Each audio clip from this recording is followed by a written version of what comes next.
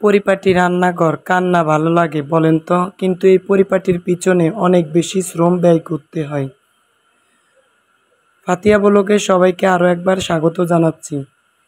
কেমন আছেন আমার প্রিয় ভাইয়া ও আপু, আন্টি, সোনামণিরা? আশা রাখছি সবাই অনেক বেশি ভালো আছেন, সুস্থ আছেন। আর আপনাদের দোয়ায় আমি আমার পরিবারের সকল সদস্য নিয়ে অনেক বেশি ভালো আছি। চলে আসলাম ভোলা জেলা থেকে আরও একটা লাইফস্টাইল ব্লগ নিয়ে। আশা রাখছি আমি আজকেও আমার লাইফস্টাইল ব্লগটা আপনাদের কাছে অনেক বেশি ভালো লাগবে। তো আজকের ভিডিওটি আমি কিচেন থেকে শুরু করলাম। সকালের নাস্তা তৈরি করব। তো এখানে আমি 2 মগ ময়দা নিয়েছি। তো এখানে 2 টেবিল চামচ চিনি দিয়েছি আর 3 টেবিল চামচ দুধের গুঁড়া দিয়ে দিলাম, পরিমাণ মতো লবণ দিয়ে দিলাম। তো ময়দার খামিরটা খুব সুন্দর করে যদি ধরা যায় তাহলে পরোটাগুলো খেতে অনেক বেশি মজা লাগে, যদি উপকরণ ঠিক মতো দেওয়া যায়। তো এখানে আমি সাদা তেল পরিমাণ মতো দিয়ে দিলাম। এখন খুব সুন্দর করে সব উপকরণ মিক্সড করে নেব। তো পরিমাণ মতো কুসুম গরম পানি প্রথম দিয়ে দিব, আস্তে আস্তে দিতে হবে। খুব সুন্দর করে চিটচিটে একটা ডো তৈরি করে নিতে হবে।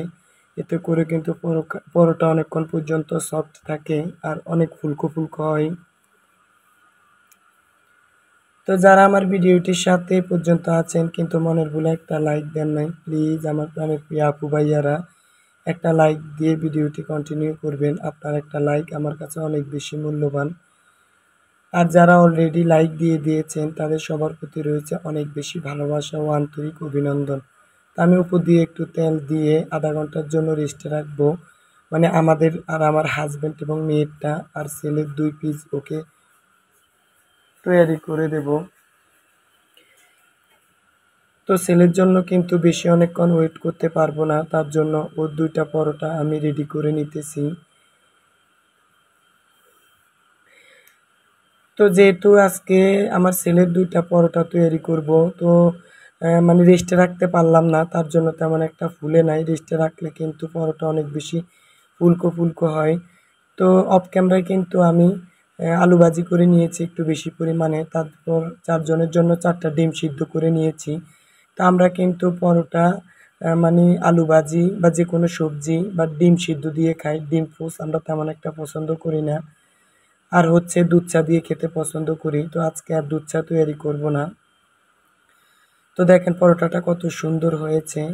অনেকক্ষণ পর্যন্ত কিন্তু এই পরোটা সফট থাকে যদি খুব সুন্দর করে খামির ভালো করে তৈরি করে নিতে পারেন আর উপকরণ পরিমাণ মতো দিতে পারেন। তো আজকে বলেছে আম্মু আমার জন্য আজকে 2টা পরোটাই তৈরি করবে, আমি বেশি খাবো না। ইদানিং ওর একটু গ্যাসের প্রবলেম, তার জন্য মানে তৈলাক্ত খাবারও একটু অ্যাভয়েড করে। তো যাই হোক আমি আরেকটা পরোটাও সেঁকে নেব। তো যারা আমার চ্যানেলে আজকে নতুন ভিজিট করছেন, যদি আমার এই ধরনের লাইফস্টাইল ব্লগ ও অর্গানাইজিং ভিডিও আপনাদের ভালো লাগে প্লিজ চ্যানেলটা সাবস্ক্রাইব করে দিবেন। আর যদি এই ধরনের ভিডিও আরও দেখতে চান তাহলে পাশে থাকা বেল বাটনের অল অপশনটা অন করে রাখবেন। এতে করে আমি যখন কোনো ভিডিও আপলোড করব তখন আপনার ফোনে নোটিফিকেশন চলে যাবে আর আপনি সময় করে দেখে নিতে পারবেন। তো আমি তো বরাবর এই পরোটা ঘি দিয়ে ভাজি। ঘি দিয়ে পরোটা ভাজলে অনেক বেশি ভালো লাগে, ফ্লেভারটা অনেক বেশি সুন্দর আসে। তো এখন ছেলের ডিমটা ছিলে দিয়েছি আর 2টা পরোটা তো সেঁকে নিয়েছি, দেখতে পেয়েছেন। এখন হচ্ছে ওকে আলু ভাজি দিয়ে দেবো। তো আমাদের বাসায় কিন্তু আলু ভাজি করলে আমি একটু বেশি পরিমাণে করি। আমার ছেলে, মেয়ে, হাজব্যান্ড অনেক বেশি পছন্দ করে। তারপর আমি আর কোনো রান্নার ভিডিও শেয়ার করলাম না। দুপুরে রান্না করে নিয়েছি খুব সিম্পলভাবে ডাল, তারপর সকালে যে আলু ভাজি করেছি সেটাও ছিল। আর আমাদের রুটি মানে পরোটাটা অফ ক্যামেরায় সেঁকে আমরা সবাই নাস্তাটা করে নিয়েছি, সেই অংশটা আর শেয়ার করলাম না। ওই যে ভিডিও শুরুতে বললাম পরিপাটি কিচেন তো সবাই অনেক বেশি পছন্দ করে। যেহেতু আমরা নারীরা বা গৃহিণীরা দিনের বেশিরভাগ সময়ে কিন্তু কিচেনে থাকি। তো কিচেনটা যদি চকচকে তকতকে থাকে তাহলে কাজের আগ্রহ বাড়ে আর মনটা অনেক বেশি প্রফুল্ল থাকে। মানে আমার কাছে আমি যেটা মনে করি। তা আমি কিন্তু রান্নার পরে সবসময় কিন্তু আমার গ্যাসের চুলা ঠিক এভাবেই পরিষ্কার করি। তো এটা হচ্ছে আমি ভিম লিকুইড দিয়ে একটু লুতা দিয়ে মেজে তারপর একটা শুকনা ন্যাকড়া মানে ভিজা ন্যাকড়া দিয়ে খুব সুন্দর করে পরিষ্কার করে নেই। এতে করে আর ডিপ ক্লিনের প্রয়োজন হয় না। আর গ্যাসের চুলার উপরে যে টাইলস আছে ওটাও আমি সেই একই ন্যাকড়া দিয়ে ভিম লিকুইড দিয়ে খুব সুন্দর করে পরিষ্কার করে নেই, এতে করে আমার ডিপ ক্লিনের প্রয়োজন হয় না। আর এই যে কিচেনের এই অংশে ফাঁকা জায়গায় যে জারগুলো আছে এগুলো আমি খুব সুন্দর করে পরিষ্কার করে নেই প্রতিদিনে গ্যাসের চুলার সাথে, যেহেতু এই অংশটা রান্না করলে তেল চিটচিটে হয়। তো কিচেনে সবসময় আমি কিন্তু আমার একটা বদ অভ্যাস আছে, সবসময় কিন্তু একই জিনিস আমি একই রকম দেখতে ভালো লাগে না, একটু উলটপালট করে আমি সাজাই, এতে করে আমার মানে কিচেনটা দেখতে আমার কাছে অনেক বেশি ভালো লাগে। কার কার এমন বদ অভ্যাস আছে আমাকে কমেন্টস করে জানাবেন। তো এই বাস্কেটটার ভিতরে আমি একটা রান্না করার জন্য পানির বোতল রেখেছি, আর হচ্ছে ঘির একটা জার রেখেছি, একটা সসের বোতলে ডিআই করে, আর হচ্ছে একটা অয়েল জার রেখেছি, আর পিছনে একটা আর্টিফিশিয়াল ফ্লাওয়ার রেখেছি মাটির মানে ফুলদানিতে, আর হচ্ছে একটা বাস্কেটে মানি প্লান্ট গাছ রেখেছি। তারপর চলে আসলাম সিঙ্কের পাশে যে অংশে আমি সবসময় আমার ব্যবহারের জারগুলো রাখি আর স্পুন হোল্ডার। তো আমার এই স্পুন হোল্ডারটা মাশাআল্লাহ অনেক বেশি চামচ ধরে। তো এখানে আমি কিন্তু বেলুন, খুন্তি, তারপর আম মানে ছাকনা অনেক কিছুই রাখি। তো এই অংশটা আমি খুব সুন্দর করে পরিষ্কার করি। তো আমি এই অংশের যে জারগুলো সেগুলো সপ্তাহে একবার ভিজা ফেনা দিয়ে এভাবে মুছে নেই। তো ডিপ ক্লিন আমি তেমন একটা করি না, যেমন এগুলো মাসে আমার একবার খালি হয়। তো যখন মুদি বাজারগুলো নিয়ে আসে তখন এগুলো যখন খালি হয়ে যায় তখন আমি খুব সুন্দর করে পরিষ্কার করে রোদ্রে শুকিয়ে নেই। পরে মাসকাবারি বাজারগুলো রিফিল করে নেই। এতে করে আমার একেবারে পুরো ডিপ ক্লিনের প্রয়োজন হয় না। তো আমি ট্রেটা খুব সুন্দর করে পরিষ্কার করে নিয়েছি। এখন হচ্ছে জারগুলো মুছে আমি খুব সুন্দর করে সাজিয়ে নেব। তো কিচেনের আমি বিভিন্ন অংশের জিনিস এক অংশের জিনিস অন্য অংশে রাখি। এতে করে আমার মনে হয় একটু নতুনত্ব লাগে, সুন্দর একটা লুক ক্রিয়েট করি। তো কার, কার এমন বদ অভ্যাস আছে আমি আবারও বলি, আমি কিন্তু মানে ২-৩ দিন পর, পরে এরকম করি। তো সবসময় তো আর সবকিছু কেনা সম্ভব না। তো এভাবে এক অংশের জিনিস আরেক অংশে নিলে সুন্দর একটা লুক দেয়। এতে করে দেখতে অনেক বেশি ভালো লাগে। তো হলুদ মরিচের জারগুলো আমি পরিষ্কার করে নিয়েছি।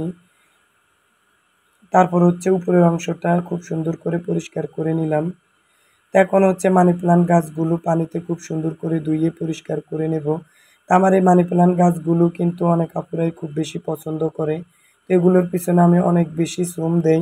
তো কীভাবে শ্রম দেই দেখেন আজকের ভিডিওতে, তাও নিয়ে একটু ডিটেলসে আলোচনা করব। তো আমি কিন্তু এভাবে প্রতিদিনে পানি চেঞ্জ করে দেই। তো দেখেন পুরো বোতলে কিন্তু অনেক শিকড় গজিয়েছে। তো পানি প্রতিদিন এভাবে পাল্টিয়ে দিয়ে তারপর আবার পানি ভরে দেয় আর পাতাগুলোকে খুব সুন্দর করে ধুইয়ে দেই। তো অনেক সুন্দর, সুন্দর মানে পাতা বের হয় এভাবে যদি প্রতিদিনে পানি চেঞ্জ করে দিয়ে স্প্রে করে বা পানি দিয়ে পাতাগুলো ধুইয়ে দেওয়া যায়। তো আমার এরকম মানে সসের ৪ টা বোতল আছে। এগুলো আমি ডিআই করে কিন্তু মানি প্লান্ট গাছগুলো রাখি। তারপর চলে আসলাম আমার যে ট্রেতে আমি শুকনো থালাবাটি রাখি, মানে মানে ভিজে থালাবাটি ধোয়ার পরে যে শুকনা থালাবাটিগুলো আমি যেই স্ট্রেনারে রাখি মানে ট্রেতে, সরি, তো সেখানে এখন থালাবাটিগুলো গুছিয়ে রাখবো। আর কিছু ফ্রাই প্যান আমি উপরের হুকে লটকিয়ে রাখি, তো সেটাও রেখে দিলাম।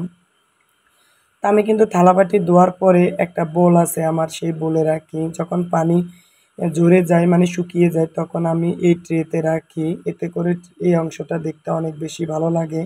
আর বাস্কেটটা আমি খুব সুন্দর করে উপর করে শুকিয়ে তারপর নিচে রেখে দেই। যেহেতু আমার কিচেনের নিচের অংশে কোনো ক্যাবিনেট নেই, একেবারে পাকা, তখন আমি বড়, বড় বলগুলো সেখানে গুছিয়ে রাখি।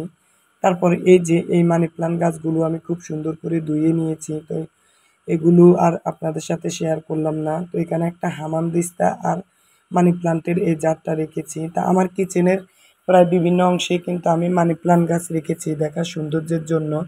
আর হচ্ছে এই অংশে আমি যখন রান্না করি তখন রান্নার খাবারের বাটিগুলো এখানে রাখি। তো এখানে যেহেতু টাইলসটা কালো আমার কাছে দেখতে ভালো লাগে না, তো আমি বড় একটা প্লেসম্যাট এখানে রাখি। তো এটার উপরেই কিন্তু খাবারগুলো আমি খুব সুন্দর করে সাজিয়ে তারপর ঢাকনা দিয়ে ঢেকে রাখি। আর কিচেনের জানালাটা যখন আটকে রাখি তখন আর বিড়ালের কোনো ভয় থাকে না খাবার নষ্ট করার মতো। তো যাই হোক, আমি এই জারগুলো খুব সুন্দর করে পরিষ্কার করে নিয়েছি। আর এই যে আমার খুব পছন্দের একটা মানে পাতিল, শখের হাঁড়ি, এই হাঁড়িটাতে আমি একটা জার রেখেছি। এখানে একটা মানি প্লান্ট গাছ ছিল সেটা আমি রোদ্রে রেখেছি। আমার বাসার ভিতরে মানি প্লান্ট গাছগুলো আমি 15 দিন মানে রোদ্রে রাখি, আর 15 দিন হচ্ছে আমি কিচেনের ভিতরে রাখি। তা না হলে কিন্তু গ্রো হয় না, পাতা বের হয় না, মানে কলি বের হয় না। তারপর খুব সুন্দর করে আমি বাস্কেটগুলো পরিষ্কার করে জারগুলো অফ ক্যামেরা পরিষ্কার করে নিয়েছি। আর যে ছোট্ট একটা র‍্যাক আছে, এখানে আমি মেলামাইনের প্লেটগুলো খুব সুন্দর করে রাখি, আর ছোট ছোট বাটিগুলো রাখি। তো অফ ক্যামেরায় কিন্তু আমি এই যা কিচেনটা মানে সরি এই কিচেন র‍্যাকটা খুব সুন্দর করে পরিষ্কার করে এখন গুছিয়ে নিয়েছি। তো পুরোটা আর ভিডিওতে শেয়ার করলাম না। তো আমার কিচেনের জন্য আমি একটা ওভেন র‍্যাক নিয়ে আসবো ইনশাল্লাহ পরের ভিডিওতে, বা পরে শেয়ার করব সেটা। আর হচ্ছে 2টা ছোট্ট কিচেন মানে সেলফ আনবো জারগুলো রাখার জন্য। আর এখানে যেহেতু ফাঁকা অংশ দেখা সৌন্দর্যের জন্য আমি এই কিউট কিউট কেটলি জার এবং মিল্ক পট রেখেছি। ফাইনালি কিচেনটা খুব সুন্দর করে 1 ঘন্টার টার্গেট নিয়ে খুব পরিষ্কার করে নিয়েছি। এখন হচ্ছে দূর থেকে আপনাদের সাথে একটু শেয়ার করব ঘুরিয়ে ঘুরিয়ে যে সাজানোর পরে বা পরিষ্কার করার পরে কিচেনটা কেমন লাগে। তো আপনাদের কাছে একটা মানে কথা হলো, আপনারা কখনো কাজ জমিয়ে রাখবেন না।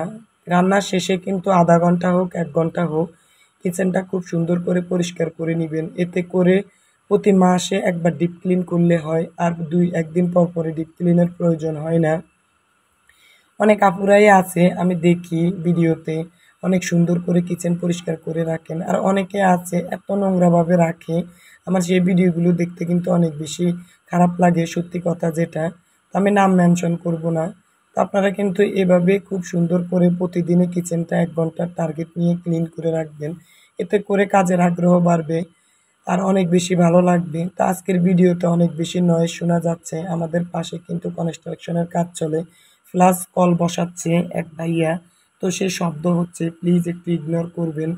তো সবার সুস্থতা কামনা করে ভিডিওটি আমি এখানে রাখবো। দেখা হবে নেক্সট ভিডিওতে নতুন কোনো লাইফস্টাইল ব্লগ নিয়ে। সে পর্যন্ত সবাই ভালো থাকবেন, সুস্থ থাকবেন, আর আমাদের জন্য দোয়া করবেন।